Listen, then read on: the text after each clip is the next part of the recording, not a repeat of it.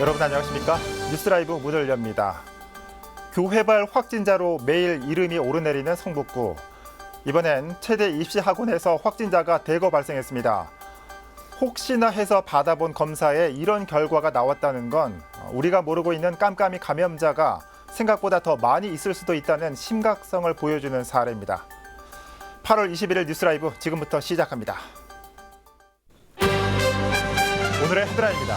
코로나19 확진자가 어제 하루 324명 발생했습니다. 서울에서는 단 5일 사이에 650명 넘게 감염됐습니다. 성북구 봉은동 소재 최대 입시학원에서는 학생 20여 명이 집단 감염됐습니다. 깜깜이 전파 우려도 커지고 있습니다. 장위 19역 재개발 지역에 위치한 사랑제일교회 측이 재개발조 학원들에게 협박성 문자를 보내 논란이 되고 있습니다. 장마가 끝나고 폭염이 이어지면서 마스크를 턱까지 내리는 이른바 턱스커 착용도 많아지고 있습니다. 폭염 기간 온열 질환 예방 수칙 살펴봅니다.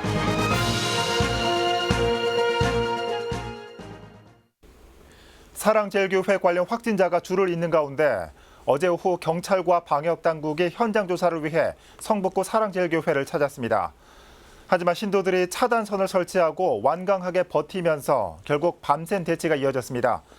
취재기자 연결해 코로나 관련 소식 살펴보겠습니다. 이주협 기자. 네, 보도국입니다. 네, 먼저 어제 하루 코로나19 발생 동향부터 전해주시죠. 네, 방역당국에 따르면 21일 0시 기준 전국의 신규 확진자가 324명으로 집계되면서 누적 확진자는 16,670명이 됐습니다. 서울에선 126명의 신규 확진자가 발생했고 누적 확진자는 2,621명입니다. 지난 일주일 동안 매일 200~300명에 달하는 신규 확진자가 나오고 있는데요. 아직까지 정확한 사랑제일교회 신도 명단이 확보되지 않았고 광화문 집회 참석자 추적도 어려움을 겪고 있어 이러한 확산 추세는 당분간 계속될 것으로 보입니다. 한편 어제 마포구 상암동의 SBS 프리즘 타워 내 어린이집 교사가 확진 판정을 받으면서 건물 전체가 폐쇄됐습니다. 또 강동구 어린이집에서도 집단 감염이 발생해 지금까지 최소 8명의 확진자가 확인됐습니다. 방역당국은 원아와 가족들을 중심으로 계속해서 역학조사를 진행 중입니다. 네, 하루가 멀다 하고 확산 소식이 계속 들려오는데 한편 방역당국이 어제 사랑제일교회를 찾았죠? 네, 그렇습니다. 역학조사를 위해 교인과 최근 교회 방문자 명단을 확보하기 위해서인데요. 앞서 교회 측은 2차례 명단을 제출했지만 대부분 허위로 기재돼 정확한 역학조사가 어려웠기 때문입니다. 방역당국은 어제 오전 사랑제일교회를 찾았지만 교회 신도들이 차단선을 설치하고 압수수색 영장을 요구하면서 역학조사관들의 진입을 막아섰습니다. 결국 경찰이 투입되면서 일부 역학조사관들이 교회 안으로 들어갔지만 명단을 확보하지 못했습니다. 서울시와 방역당국은 오늘 오전 중에 다시 방문조사를 진행할 계획입니다. 현재 사랑제일교회는 장위 19역 재개발조합과 갈등을 빚고 있는데요. 서울고등법원은 지난 19일 교회 측이 재개발조합을 상대로 낸 강제 집행정지 신청을 기각한 바 있습니다. 앞서 재개발조합은 명도소송 1심에서 승소해 사랑제일교회 건물을 강제 철거할 수 있습니다. 지금까지 보도국에서 전해드렸습니다. 네, 이주협 기자 수고했습니다. 코로나19 발생 상황 전해드렸습니다. 앞서 전해드린 것처럼 사랑제일교회는 코로나 이슈 말고도 재개발과 관련된 이슈도 있습니다. 재개발 지역에 포함돼 있어서 교회 건물을 비워줘야 하는데 교회 측이 높은 보상가를 요구하고 있는 상황입니다. 최근에는 교회 측이 조합원들에게 협박성 문자를 보내 논란이 되고 있습니다. 이승준 기자입니다. 순교할 각오로 지키자. 사람 몇이 죽어나가면 조합은 박살나게 되어 있습니다. 지난 19일 장위 19역 재개발 조합원들이 받은 문자 내용입니다. 사랑제일교회 측에서 예배당 철거를 두고 협박성 메시지를 보낸 겁니다. 무력 충돌 또한 예고하고 있어 조합원들은 물론 인근 주민들도 불안을 감추지 못하고 있습니다. 주민들은 별로 좋아하지 않아요. 욕을 하죠, 사실은. 왜 이렇게 진행이 더디냐. 또 과도한 보상금을 요구한다라는 식의 얘기들은 계속 나오고 있죠. 재개발이 진행 중인 장인 19역은 주민 99%가 이주를 완료한 상태. 사랑제일교회만 버티고 있는 겁니다. 보상금 차이로 갈등을 빚고 있는 건데 교회 측이 요구하는 보상금은 563억 원. 서울시 토지수용위원회가 책정한 보상금은 82억 원으로 무려 7배나 많습니다. 우리는 올해 안에요. 우리 교회 보상금 500억 나옵니다. 500억. 옛날부터 내 그 소리 했지? 한편 지난 6일 두 차례 강제 집행이 진행됐지만 교인 반발에 막혔고 현재 사랑제일교회는 요새처럼 변해 있는 상태입니다. 반면 장이 19역은 재개발 추진을 위한 총회를 준비하고 있습니다. 조합 내부 정리가 끝나면 강제 집행이 진행될 가능성이 높은 가운데 조합과 교회 간 무력 충돌 우려도 제기되고 있습니다. 딜라이브 서울 경기 케이블 TV 이승준입니다. 성북구 보문동에 위치한 한 체대 입시학원 학생들이 무더기로 확진 판정을 받았습니다. 대부분 고3 학생으로 입시가 얼마 남지 않은 시점이라 안타까움도 크고 또 깜깜이 환자가 많아서 우려도 되고 있습니다. 현장 연결해서 살펴보겠습니다. 이승준 기자. 네, 저는 지금 성북구 보문동의 체대 입시 학원 앞에 나와 있습니다. 네, 바로 어제까지는 20명의 확진자가 무더기로 나왔는데 지금 현황은 어떻습니까? 네, 지금까지 파악된 관련 확진자는 모두 21명입니다. 가장 처음 자발적으로 검사를 받았던 학생 60명과 강사 10명은 모두 마무리됐고요. 네. 그들의 가족과 지인들을 대상으로 검사가 이뤄지고 있습니다. 한편 경기도 시흥시에서는 체대 입시 학원 확진자와 접촉한 한 명이 확진 판정을 받았습니다. 네. 자, 그런데 이 확진자가 생겨서 검사를 시작한 게 아니라 이 학원에서 먼저 선제적으로 사전 검사를 진행했다고요? 네, 그렇습니다. 방학이었던 이 학원은 이번 주 수요일 수업을 다시 시작할 예정이었는데요. 최근 성북구의 확진자가 급증하다 보니 혹시나 하는 마음에 학생들에게 진단검사를 받게 했습니다. 그 결과 무더기로 확진 판정을 받은 것인데 당시 학생들은 전부 무증상 상태인 것으로 알려졌습니다. 네. 무증상인데 무더기 확진을 받았다는 게 심각해 보입니다. 자, 그런데 이 검사 당시 학원은 방학이었다고요. 그렇기 때문에 학원 내 감염은 아니라는 게 학원 측의 설명인데 학생들의 감염 경로는 파악이 됐습니까? 네, 현재 정확한 감염 경로는 파악 중입니다. 다만 우려스러운 점은 학생들이 증상이 없는, 즉 무증상 상태에서 확진 판정을 받았다는 건데요. 네. 자신이 감염된지 모른 채 활발하게 사회 활동을 했을 수도 있고 이동 범위 또한 상당히 넓고 다양할 수도 있습니다. 특히 확진 학생들이 성북구에만 거주하는 것이 아니라 서울 여러 자치구에 있기에 상당한 N차 감염도 우려되는 상황입니다. 이들이 재학 중인 학교는 모두 11곳으로 확인됐는데요. 그나마 다행인 점은 대부분의 학교가 이달 초 중순부터 확진 사실이 알려진 19일까지 방학이었다는 점입니다. 네. 자, 그런데 이 체대 입시 학원들이 방역의 사각지대에 놓여 있다는 건 무슨 말입니까? 네, 체대 입시학원 같은 체육시설들은 일반적인 개념의 학원이 아닙니다. 그렇기 때문에 학생들이 다녀도 교육청에서 관리할 수 없는 시설로 분류됩니다. 네. 때문에 각 자치구에서 담당하고 있는데 서울시 교육청에 따르면 무허가 시설도 많아 사실상 방역의 사각지대에 놓인 케이스라고 하는 겁니다. 이에 서울시 교육청은 시와 자치구에 공문을 보내 유사시설 파악 및 방역 대책을 요구하고 있는 것으로 알려졌습니다. 지금까지 성북구 보문동에서 전해드렸습니다. 네, 이승준 기자 수고했습니다. 자, 비단 체대 입시 학원뿐만 아니라 사회 곳곳에 사각지대를 찾는 노력도 필요해 보입니다. 확진자가 발생한 성북구 체대 입시 시설 연결해 봤습니다. 자, 한편 이 코로나19 재확산과 맞물려서 이 폭염까지 기승을 부리고 있습니다. 그 어느 때보다 건강 관리에 유의해야 할 시기입니다. 질병관리본부가 발표한 건강관리 수칙을 김동훈 기자가 정리했습니다. 긴 장마가 끝나고 찾아온 폭염, 전국의 낮 기온이 35도를 웃도는 가운데 최근엔 열사병으로 인한 사망자가 발생했습니다. 특히 교회발 코로나19까지 재확산되고 있어 그 어느 때보다 건강관리가 중요한 상황. 질병관리본부가 발표한 온열 질환 예방 수칙은 크게 두 가지입니다. 갈증을 느끼지 않더라도 규칙적으로 물을 마시고 냉방기구와 샤워 등으로 시원하게 지낼 것. 가장 더운 시간대인 낮 12시부터 5시까지 가급적 외출을 피하고 외출 시엔 양산과 모자로 햇볕을 차단해야 합니다. 또 온열 질환을 예방하기 위해 선풍기와 에어컨 등 냉방 장치를 사용하는 것이 좋으나 코로나19로 인한 주의점이 있습니다. 에어컨 바람을 타고 침방울이 확산되는 에어로졸, 즉 공기 감염 가능성이 커진 만큼 최소 2시간마다 환기를 해야 하고 에어컨 바람이 사람의 몸에 직접 닿지 않도록 해야 합니다. 한편 질병관리본부는 마스크 착용에 대한 가이드라인도 내놨습니다.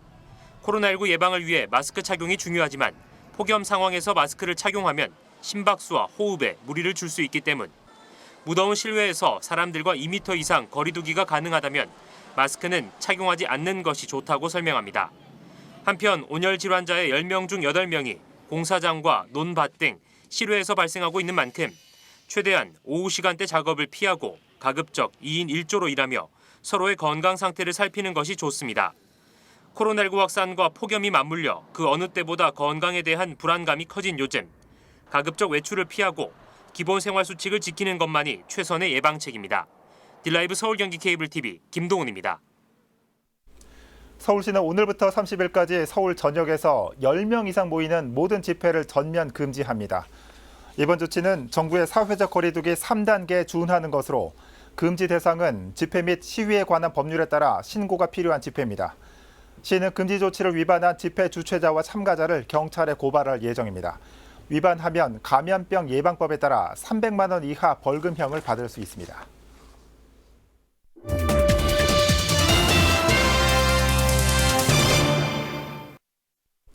상암동 공공주택 공급과 관련해 유동균 마포구청장이 성명서를 발표했습니다. 정부에 마포구 요구안을 제시한 건데 정부가 참여하는 사자 간 협의체 구성도 제안했습니다. 천서연 기자입니다. 상암동 공공주택 공급과 관련해 유동균 마포구청장이 정부의 성결 과제를 요구했습니다. 핵심은 교통과 교육. 먼저 고양 창릉 신도시 개발 등으로 월드컵로 일대의 교통량 증가가 불가피한 상황에서 공공주택까지 들어서면 현재보다 최대 40%에 달하는 교통량이 증가될 것이라며 종합교통대책 마련을 요청했습니다. 도시철도망 확충과 월드컵 대교의 조속한 완공, 월드컵로 정체 해소 방안 요구 등 세부 내용을 담고 있습니다. 교육 부문은 더욱 완강했습니다. 상암동 일대 6,200여 세대가 입주할 경우 중학생은 680여 명이 늘어나 26학급이 증설돼야 한다는 것, 초등학생도 770명이 늘어 10학급 증설이 불가피하다고 밝혔습니다. 이에 학교 신설이나 학교 부지 확보 없이는 학생 수용이 절대 불가능한 상황이라며 정부의 대책 마련을 촉구했습니다. 두 문제에 대한 구체적인 해결 방안 없이는 공공주택 건립 수용은 어렵다는 입장을 분명히 했습니다. 한편 유동균 구청장은 정부가 참여하는 사자 간 협의체 구성을 제안하기도 했습니다. 상암동 지역 종합계획 수립을 위해 국토부와 서울시, 마포구와 지역 주민들이 참여하는 협의체를 구성하자는 것, 공공주택 공급과 관련한 최적안을 협의체 안에서 논의하자고 제안한 겁니다. 딜라이브 서울 경기 케이블 TV 천선입니다. 오는 28일 서울시회 제294회 임시회를 앞두고 친일 반민족 행위 청산을 위한 특별위원회 구성안과 일제 잔재 청산을 위한 조례안 등이 상정됐습니다. 안을 발의한 의원의 말을 들어보니 실제 활동 외에도 친일 청산 의지를 대내외적으로 확산시키기 위한 목적이 있다고 합니다. 엄정규 기자가 만나봤습니다. 서울시의회 홍성용 의원이 친일 청산 관련 조례안 4건을 발의했습니다. 친일 반민족 행위 청산 지원에 관한 조례안과 일본 제국주의 상징물의 사용 제한에 관한 조례안입니다. 여기에 친일 반민족 행위 청산 특별위원회 구성 결의안까지 더했습니다. 홍 의원은 친일 청산 그리고 그 길이라는 단어로 의안 발의 배경을 설명했습니다. 위안부라든지 또 강제징용자에 대해서 배상은 엄두도 못 내고 있는 상황이라서 일단은 과거사에 대한 일본의 침탈에 대해서 우리가 맞서려면은 결국 그 길로 가야 되는데 그 길로 가기 위한 방법 중에 하나가 이런 또 조례가 도움이 되겠다 해서 이렇게 시작하는 겁니다. 네. 조례안에는 서울시와 교육청이 친일 반민족 행위 청산을 위한 시책과 사업을 추진할 수 있는 근거가 담겼습니다. 이와 함께 기관이 주관하는 공청회나 토론회에 일제강점기의 역사적 진실을 왜곡하거나 제국주의를 미화하는 행위자의 참여를 제한토록 했습니다. 또 우길기로 대표되는 일본 제국주의의 상징물의 사용 실태 파악과 사용 제한에 관한 사항을 규정했습니다. 1948년도에 청산하지 못했던 그 반민 행위자에 대한 이런 부분에 대해서 한 번 정도는 처벌이 목적이 아니라 정리는 하고 가야 되겠다. 그래서 그걸 국회에서 법을 만들어 주기를 원하는 아마 마정물 역할을 할 거라고. 한편 서울시의회는 지난해 독도수호 특별위원회도 구성한 바 있으며 현재까지도 활발한 활동을 이어오고 있습니다. 딜라이브 서울 경기 케이블 TV 엄종규입니다. 지난 19일 용산공원 조성을 위한 온라인 세미나가 열렸습니다. 세미나에서는 참여폭 확대와 주변 지역 동반 성장 등 앞으로 조성될 공원에 나아갈 방향이 제시됐습니다. 이재용 기자입니다.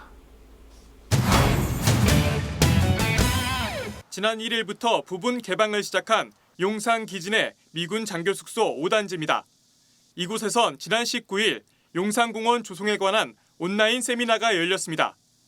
이번 세미나 주제가 소통과 참여로 만드는 용산공원인 만큼 패널 발제에선 모든 콘텐츠의 구경문 작업을 통해 논의와 참여의 폭을 넓히자는 안과 영문 작업을 계속 우리가 조금씩이라도 지금부터 시작을 하면 이 논의와 참여의 폭이 그냥 한국에서만 멈추는 것이 아니라 세계로 넓어지면서 미래에도 용산공원이 좀 더 공유되고 미래공원 이용의 주역이 될 청년들의 참여 여건 등이 구체화되길 바라는 의견이 나왔습니다. 용산 기지 내외부에 입주하여서 공간 실험을 기획하고 청년들이 직접 시민 대상으로 퍼포먼스나 프로그램들을 운영할 수 있는 예컨대 리빙랩 5단지라는 것들이 구축된다면 아주 멋진 결과가 있을 수 있을 것 같습니다. 또 주변 지역과 함께 성장하고 진화하는 용산공원의 방향이 제시되는가 하면 주변 지역의 성장이 거꾸로 용산공원의 성장의 기회로도 작동돼야 될 뿐더러 용산공원이 성장하면서 거꾸로 해당된 주변 지역과 도시 지역이 또 거꾸로 성장할 수 있는 도시 미래 전략 게임 방식을 적용해 공원의 입지 환경을 비롯해 과거와 현재, 미래의 시간성 등 도시의 다양성을 품을 용산공원의 구상안도 나왔습니다. 용산공원과 함께 성숙할 수 있는 인접지역의 미래상은 뭔지, 위수감옥토 같이 세부적인 구역의 운영 방안이 뭔지, 마치 게임을 하듯이 어떤 워크숍 자리에 참여를 해서 아이디어를 내고 용산 기진의 기존 건축물 중 일부를 보존하고 활용하는 안에 대해서도 설명이 이어졌습니다. 용산공원은 생태공원이기도 하고 도시공원이기도 하지만 역사문화공원이기도 해야 되는 건축물들뿐 아니라 이 안에는 많은 유적과 유구가 있을 것으로 추정이 되고 있습니다. 많은 군사적인 시설물과 기념물들 역시 공원 계획안에 활용을 해서 같이 재사용이 되고 있는 그런 계획안을 만들었습니다. 국토교통부는 앞으로 용산 기지의 지속적인 부분 개방을 통해 미래를 그려볼 수 있는 공원 조성 과정을 만들어 나가겠다고 밝혔습니다. 이번 부분 개방에서 끝나지 않고 미리 공원을 열고 들여다볼 수 있는 이르면 금년 말에서 내년 초에라도 부분적으로 활용 가능한 부지가 마련될 수 있을 것으로 기대를 하고 있습니다. 한편 국토교통부는 올 하반기에 용산공원 국민참여단을 모집하고 지난 7월에 공개된 용산공원 국제공모당선 조성 계획안에 대한 국민 권고안을 내년 6월 안으로 수립할 계획입니다. 딜라이브 서울 경기 케이블 TV 이재용입니다. 얼마 전 종로구 해화동의 한 어린이 놀이터가 문화재법 위반으로 조성된 지 한 달 만에 대책도 없이 철거됐다는 내용 전해드린 적이 있습니다. 그 사이 놀이시설은 인근 놀이터로 이전됐고 해당 어린이 공원을 새롭게 활용할 방법도 논의되고 있습니다. 보도에 이주협 기자입니다. 종로구 해화동의 경악 어린이공원입니다.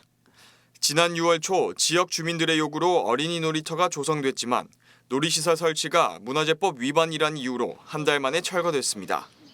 문화재청의 단호한 철거 명령에 대책을 세울 틈도 없이 우선 철거했던 종로구는 지난 18일 인근 어린이공원 두 곳으로 옮겨 설치했습니다. 경악 어린이공원에서 철거된 놀이시설입니다. 약 도보로 10분 정도 떨어진 명륜 어린이공원에 새롭게 설치됐습니다. 또 함께 철거됐던 조합놀이대는 창신동 지봉골 어린이공원에 노후된 놀이대와 교체됐습니다. 이전 설치된 기구는 안전검사를 거친 후 주민들에게 개방할 예정입니다. 안전검사는 이번 달 이제 다 받을 거고요. 다 받고 실제로 이제 사용할 수 있는 시기는 9월 초쯤으로 예상됩니다. 예. 놀이기구의 활용 방안은 찾았지만 아직 경악 어린이공원 문제가 남아있는 상태입니다. 문화재와 어울릴 수 있는 놀이시설을 우리 종로구청, 공원 녹지과, 문화과 다 같이 협의를 해가지고 내년 5월 5일 어린이날 이전까지 설치할 지금 계획을 갖고 있습니다. 놀이시설 설치 문제는 문화재청의 토지 사용과 현상 변경 허가가 필요한 상황입니다. 종로구는 부서 간 협의를 마무리하는 대로 문화재청에 정식 허가를 요청할 계획입니다. 딜라이브 서울경기 케이블TV 이주협입니다. 이번 수해로 피해를 봤던 구로구 안양천 둔치 시설물들이 자원봉사자 등의 참여를 통해 복구가 완료됐습니다. 구로구는 안양천 수위가 안정된 이후 인력을 투입해 복구를 진행해 왔으며 지난 18일에는 자원봉사자도 함께 참여해 쓰레기 수거 등 환경 정화 활동을 벌였습니다. 한편 지난 집중호우로 안양천 수위가 높아지면서 초화원과 운동시설 등 둔치에 설치된 주민 편의시설이 잠기는 피해가 발생했습니다. 성동구가 자체 확인한 결과 이번 장마로 인한 침수 피해가 전혀 없었다고 밝혔습니다. 구는 지난 2015년부터 현재까지 총 654억 원을 들여 하수관로 2만여 미터를 교체한 결과라고 전했습니다. 또 행당 빗물 펌프장과 용답 빗물 펌프장 등의 증설 공사를 통해 배수 처리 능력을 높이고 지하주택 1,600여 가구를 대상으로 침수 방지 시설을 설치했기 때문이라고 설명했습니다. 한편 2010년부터 2014년까지 성동구 용답동과 행당동 등의 침수 피해 사례는 총 264건이었습니다.